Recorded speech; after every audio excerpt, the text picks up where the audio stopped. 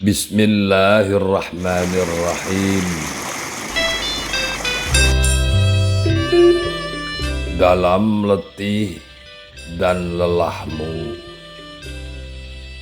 kamu merajut amal dengan segala peribadatan, wirid-wirid dan zikir, serta berbagai kebaikan amal yang kamu kerjakan.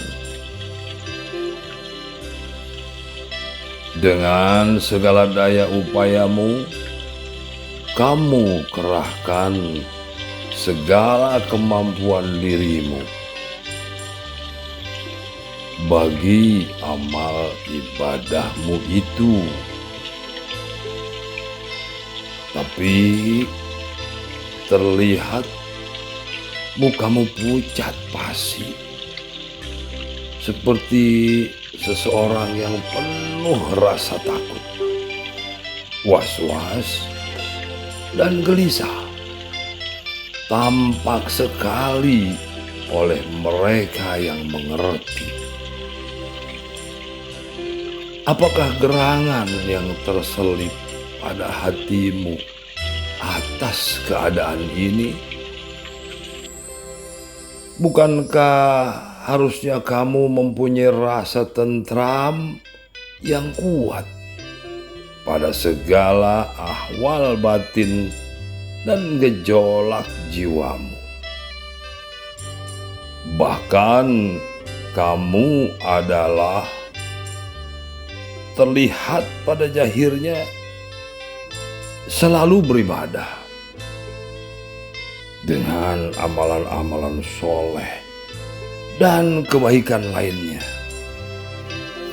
dan kamu menyatakan menempuh mujahadah batin,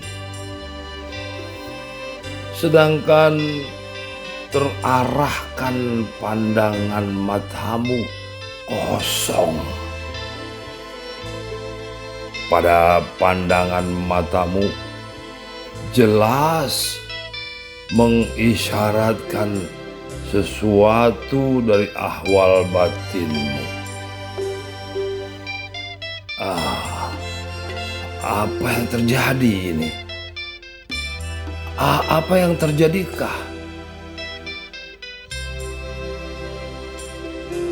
Bertanyalah, memberanikan diri seseorang dari karibnya. Wahai saudaraku, gerangan apakah yang menjadikanmu terlihat seperti ini? Adakah kiranya yang dapat aku bantu untukmu? Terdiamlah. Lama tak menjawab. Dan akhirnya berkatalah ahli ibadah yang bermujahadah batin, katanya, dengan kalimat terbata-bata, wahai karibku, sudah sekian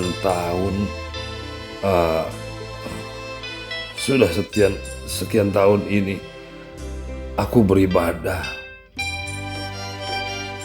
akan tetapi belum juga Allah mengkabulkan doaku. Bahkan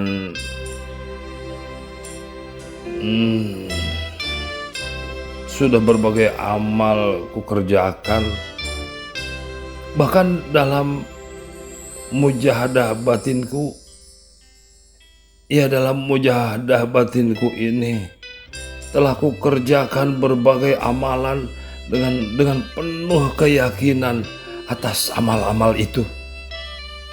Ya, aku penuh keyakinan dengan amal-amal yang kukerjakan itu.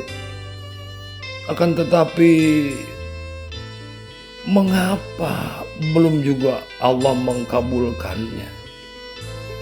sedangkan aku selalu berdoa kepadanya atas satu hajat saja ini. Ya, aku punya satu hajat, wahai Karimku.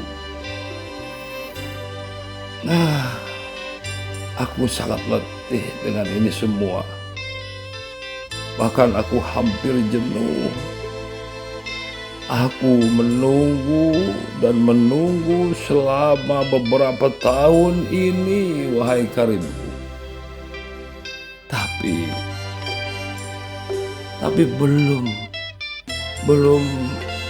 Tiba-tiba menyelaklah si Karimnya dengan bicara tegas dan agak keras. Sudah. Jangan teruskan pembicaraanmu, wahai saudaraku. Astagfirullah. Mengapa kamu jadi begini, wahai saudaraku? Berkatalah si ahli ibadah yang katanya bermujahadah batin itu. Apa maksudmu, wahai Karimku? Mengapa engkau begitu kepadaku? Menjawablah si Karimnya. Ternyata selama ini kamu itu i'timad pada amalmu. Iya, kamu i'timad pada amalmu. Pantas saja kamu terlihat tidak bahagia dan suram air mukamu. Jelas sudah ini semuanya. Kini aku sudah jelas melihatmu, kosong pandangan matamu. Jelas sudah. Dan kamu, wahai saudaraku, sebenar-benarnya hanya menunggu jawaban doa dari amal-amalmu itu, bukan menunggu jawaban dari Allah. Kamu bersandar kepada amalmu, bukan kepada Allah. Assalamualaikum warahmatullahi wabarakatuh. Alhamdulillah. Allahumma salli wa sallim ala Rasulillah Sayyidina Muhammad ibn Abdullah. La hawla wa la quwwata illa billah. Para hamba Allah dan mereka yang ditarik kepada jalan-jalan Allah. Telah kita dengarkan bersama suatu syair terkisahkan seorang pemujahadah batin yang menempuh jalan batin dan berbagai amalan ibadah, aurad, wirid dan zikir dan segala amal kebaikan, tetapi ternyata semua hanya semu. Tiada kondisi yang merubah segala keadaan ahwal batinnya, yang ternyata terselip pada satu lorong batinnya, pada ahwal latifah batiniyahnya, yaitu rasa batin yang dalam, bahwa ia mempunyai hajat maksud kepada Allah dan dirasakan olehnya bertahun-tahun. Hajat maksudnya itu kepada Allah belum juga dikabulkan, padahal ia merasa sudah letih, lelah dengan segala amal ibadah yang banyak. Akan tetapi Allah belum juga mengabulkannya. Apa sebenarnya ini, wahai para hamba Allah dan orang-orang yang ditarik kepadanya, bahwa ternyata di balik segala pengabdian ibadah dan segala amal-amal kesalehan yang banyak yang terlihat pada keadaan jahir,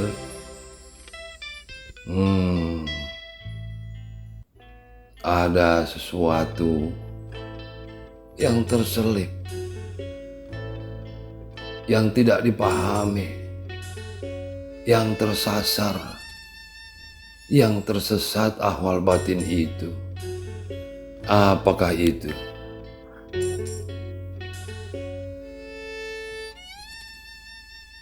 Para hamba dan orang-orang ditarik kepadanya, ada kalanya seseorang melaksanakan segala peribadatan kepada Allah yang tampak pada jahirnya sangat indah dan bagus, bahkan terlihat semangat dan kuat. Sedangkan Allah yang Maha Tahu pada keadaan ahwal batin, lintasan dari segala lintasan hati, ternyata ada kalanya suatu kehendak, suatu hajat, suatu maksud dan cita-cita menjadi satu persoalan yang serius, yang harus difahami, diteliti, ditafakkurkan diri, bahwa dalam pemandangan keadaan diri, yaitu mentafakuri dengan pandangan ikhlas dan jujur, tanpa kita sadari terselip satu hal, yaitu pengandalan, yaitu i'timad, mengandalkan amal ibadah yang kita kerjakan. Hal ini memang sering terlupakan dan terhanyut dengan amal-amal pada jahir. Kita mengandalkan amalan ibadah diri kita, yang ada kalanya kita berprasangka bahwa amalan-amalan itulah yang mengabulkan doa-doa itu.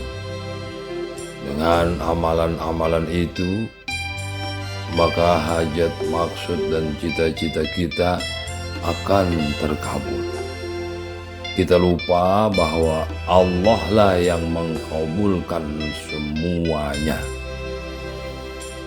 dan segala amal ibadah kita dan wasilah kita adalah hanya perjalanan wasilah bagi mendekatkan diri kepada Allah, agar Allah yang Rahman dan Rahim, yang dengan kuasa dan ilmunya mengabulkan hajat, maksud, dan cita-cita kita. Dari keberkahan amal-amal kita, maka Allah mengabulkannya.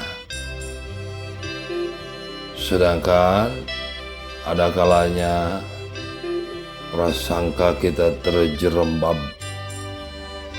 i'tiqad kita tersasar, Tidaklah bisa kita katakan bahwa amal itulah yang menyelamatkan bila i'tiqadnya ini hanya pada amal, yaitu i'timad, bersandar kepada amal. Padahal yang dikehendaki adalah beramal dengan kesungguhan, dengan rasa cinta kepada Allah, mengharap berkah dari segala amal yang baik itu, dan memohon kepada Allah. Tidak bersandar kepada amalnya, tetapi bersandar kepada Allah saja dengan wasilah berbagai amaliyah pada zahirnya dan prasangka baik husnudzan kepada Allah. Maka inilah yang terjadi para hamba Allah dan orang-orang yang dikehendaki ditarik kepadanya.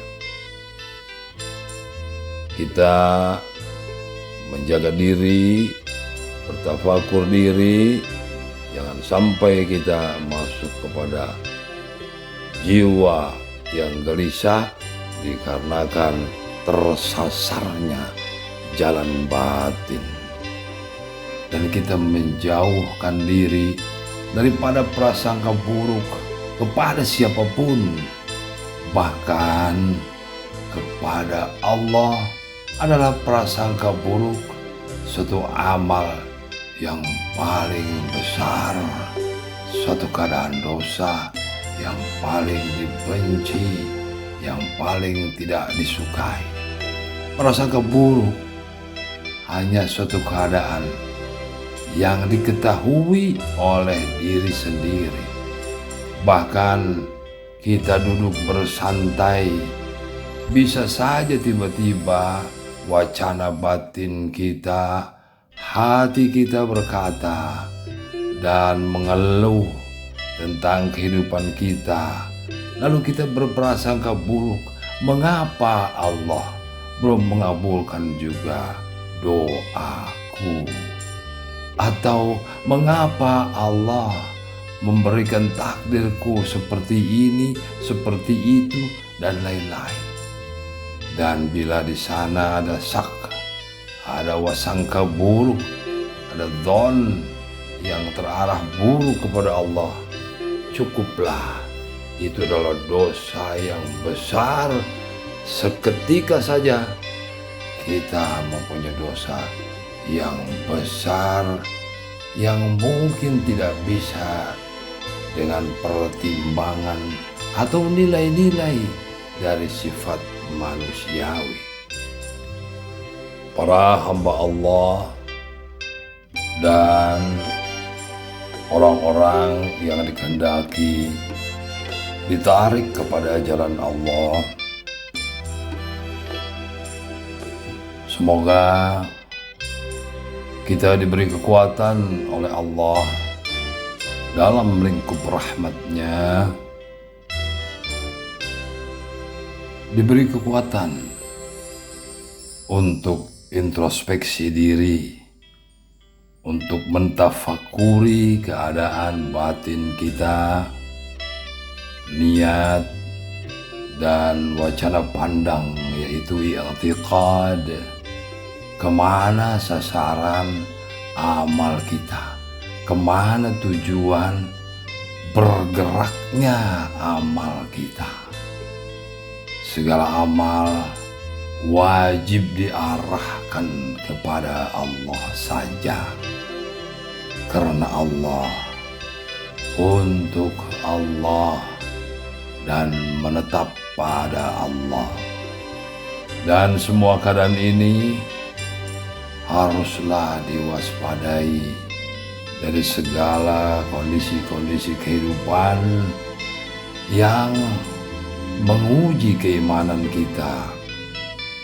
Apakah kita kuat bersabar dengan segala kehidupan yang ada, sehingga tidak merubah ahwal batin kita untuk lurus kepada Allah dalam segala amal ibadah kita dan segala amal kebaikan yang kita lakukan kepada sesama. Berharaplah kepada Allah dengan harapan yang kuat dan prasangka yang baik yang menetap pada segala ahwal batin, pada jiwa, pada keadaan lintasan-lintasan hati. Dan tetaplah begitu apapun yang terjadi dalam hidup dan kehidupan ini. Semoga bermanfaat. Billahi taufik wal hidayah. Wassalamualaikum warahmatullahi wabarakatuh. Walhamdulillah. رب اغفر وارحم وأنت خير الراحمين أستغفر الله رب البرايا أستغفر الله من الخطايا أستغفر الله رب البرايا أستغفر الله من الخطايا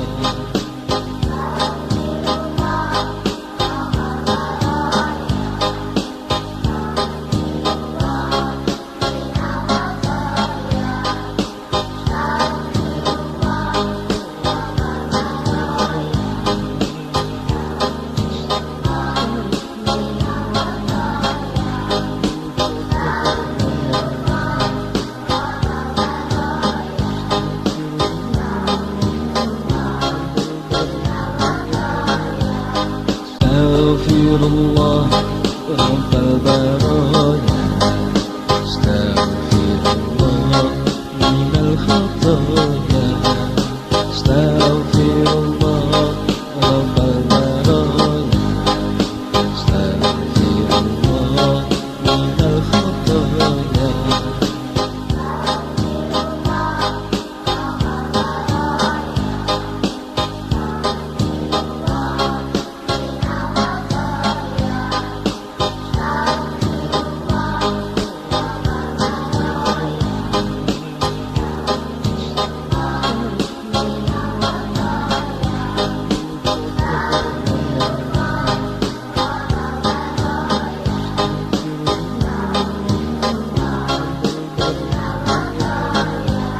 أستغفر الله رب البرايا